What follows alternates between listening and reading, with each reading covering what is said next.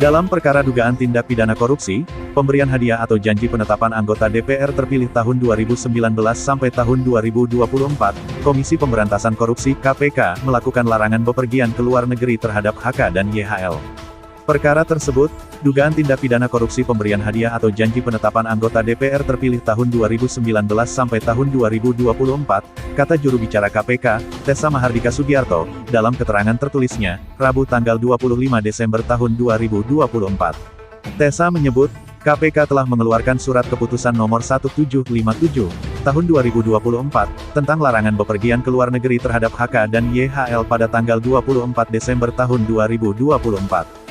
Larangan bepergian ke luar negeri tersebut dilakukan oleh penyidik, karena keberadaan kedua orang ini di wilayah Indonesia dibutuhkan untuk proses penyidikan, dugaan tindak pidana korupsi yang melibatkan Harun Masiku.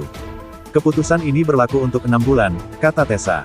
HK atau Hasto Kristianto, merupakan Sekretaris Jenderal Partai Demokrasi Indonesia Perjuangan (PDIP).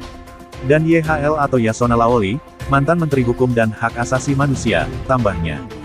Disampaikan bahwa pada tanggal 24 Desember tahun 2024, Komisi Pemberantasan Korupsi telah mengeluarkan surat keputusan nomor 1757 tahun 2024 tentang larangan bepergian ke luar negeri terhadap 2 orang warga negara Indonesia, yaitu YHL dan HK.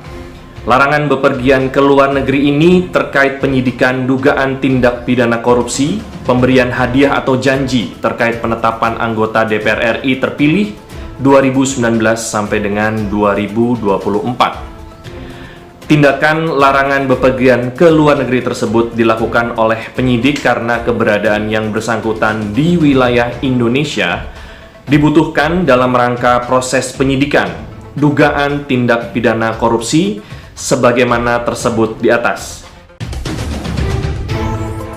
Sebelumnya, KPK telah menetapkan Hasto Kristianto dan Donitri Istiqomah sebagai tersangka pada tanggal 23 Desember lalu.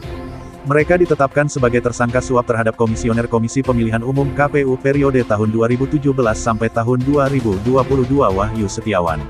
Sedangkan Yasona, pada Rabu tanggal 18 Desember tahun 2024, juga menjalani pemeriksaan di kantor KPK untuk perkara yang melibatkan Harun Masiku.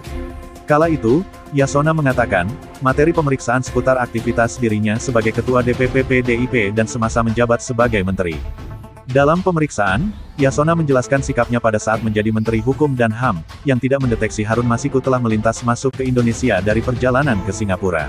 Atas informasi yang salah dari Ditjen Imigrasi Kemenkumham itu, KPK menyatakan Harun Masiku tidak berada di Indonesia.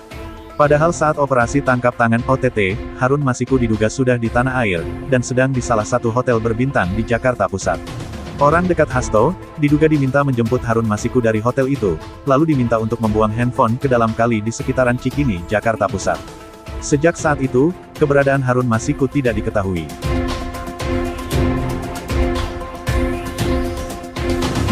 Dari Jakarta, Diko Habibur Rahman, Raden TV, melaporkan.